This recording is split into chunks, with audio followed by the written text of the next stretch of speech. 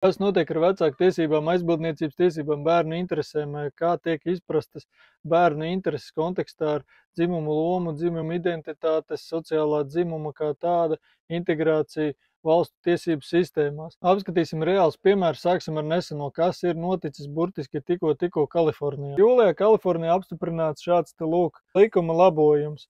Numurs 957 attiecībā uz ģimenes tiesībām, ģimenes likumu, kurš nosaka, aizbildniecības lietās tiesai ir jāņem vērā bērnu intereses. Tātad bērnu intereses šeit tas ir lūk rakstīts pazīstams vārds, ja, bērna intereses, atceramies šeit rakstīts. Un bērna interesēs ir tātad tādi faktori kā bērna veselība, drošība un labklājība, ja, kas būtu loģiski. Tātad, bet kas, ko nozīmē likuma izpratnē turpmāk, par ko ir šīs te diskusijas arī tur bijušas, kas ir bērna intereses, tātad šī te likuma izpratnē.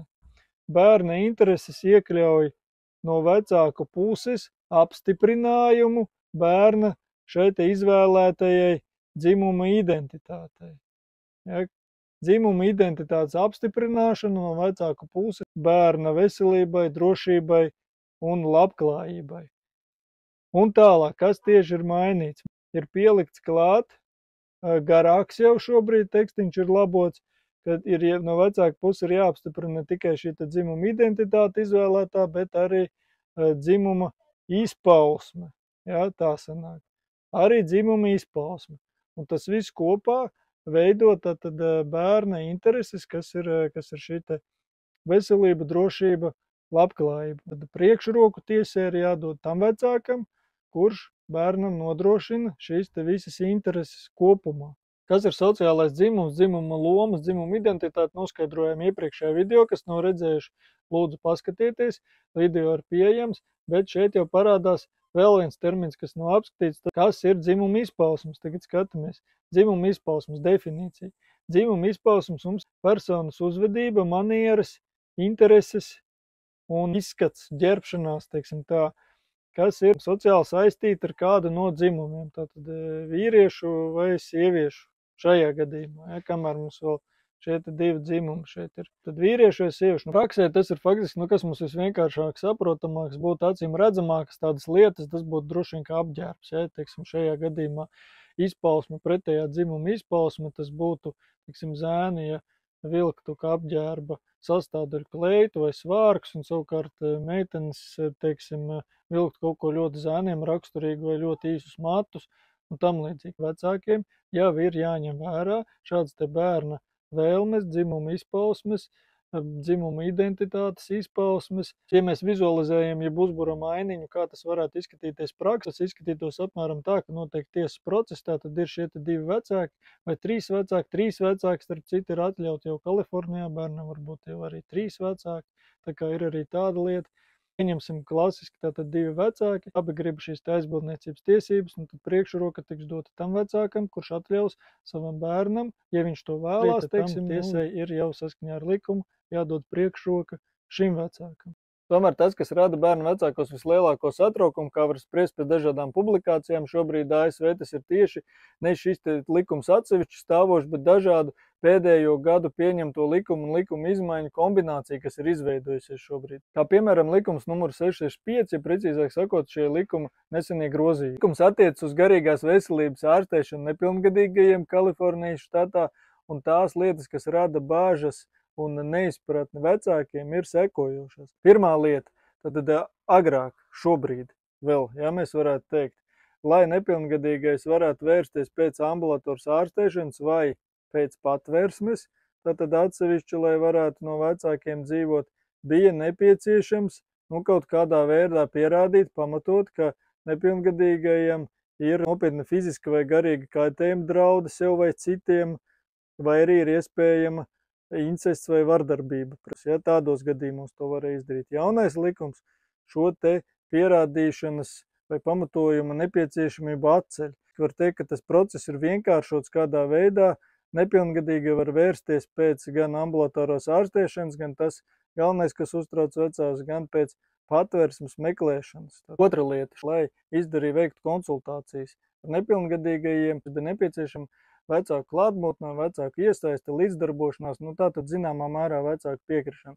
Šobrīd nepilngadīgie varēs konsultēties, tad iesaistīt šajā procesā jau nesaskaņojot ar vecākiem, bez vecāku klātbūtnes. Būs ļauts arī pēc šādas konsultācijas tikai jau notikušas noteikti, vai turpmāk vecāku iesaiste būtu vēlama vai nevēlama, kā tālāk rīkoties. Satraukums ir par to vecākiem, ka viņu bērni varēs iet konsultēties bez viņu ziņas. Trešā lieta, tātad, kas ir inicijējusi tādu pretestību, tas ir tas, ka līdz šim, lai pieņemtu šos lēmumus, veikt konsultācijas, arī mērā izlemt vai novirzīt nepilngadīgos patvērumu vai tam līdzīgi, bija nepieciešama certificēta psihiatra, psihologa, cilvēku ar certifikāciju iesaist. Tad jaunais šis regulējums noteikti to, ka konsultācijas var notikt arī tā skaitā ar reģistrētu psihologa asistentiem, psihologa praktikantiem, sociālajiem darbiniekiem, sociālā darba praktikantiem,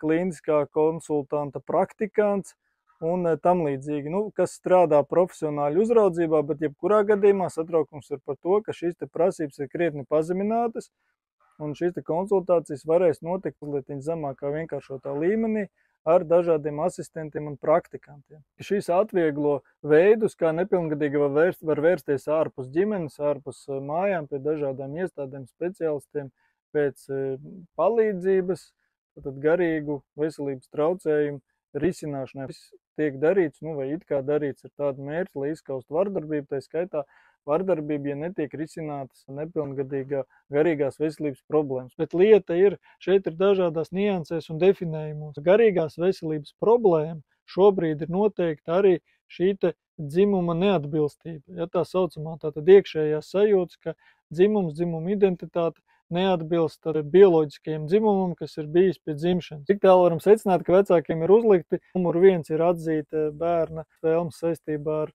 dzimuma izpausmēm un identitāti, un otra lieta tātad ir nodrošināt viņam medicīnisku aprūpi, garīgu aprūpi, tātad būt pretīm nākošam šīs dzimuma neatbilstības gadījumu. Bet tas vēl nav viss tālāk par fizisku dzimumu maiņu. Klīst dažādas baumas un leģendas, ka bērniem it kā atļaujot mainīt dzimumu faktiski no pavisam maza bērndārza līmeņa vecuma un tam līdzīgi.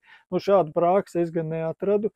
Ja kāds zina šādu konkrēts likums, vismaz ASV pierakstiet, ASV Kalifornijā es neatradu, bet tur lieta ir sekojoša. Tātad dzimumu maiņu, jeb kādu operāciju cilvēks var pieņemt lēmumu pieaudzis tad no 18 vai 21 gada atkarībā, kurā štatā. Savukārt Kalifornijā tā atšķirība ir tāda, ka atsevišķos gadījumos var uzsākt šo dzimumu maiņu jau no 16 gadiem, tātad ar speciālistu lēmumiem un tam līdzīgi. Un gadījumos no 13 līdz 17 gadiem šajā vecuma intervālā var uzsākt dzimumu maiņas šo procesu ar vecāku atļauju.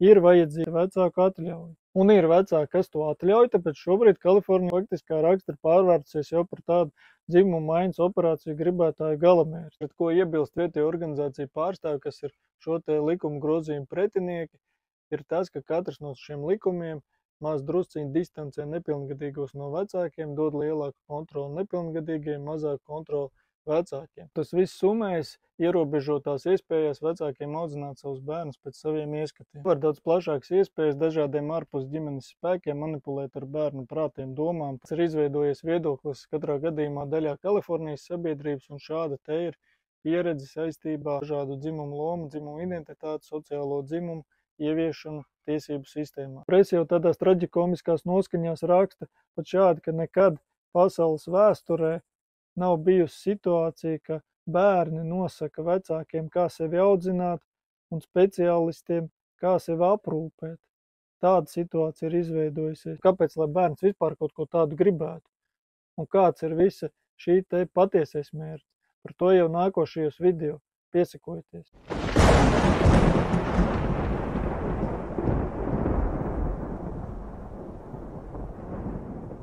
Neaizmirstiet padalīties ar šo video, piesakojieties, kas vēl nav piesakojušies, Facebook, YouTube, Telegram kanāls, Instagrams, TikToks. Artūrs Klēbaks, viegli atrast. Tiekamies atkal. Atā.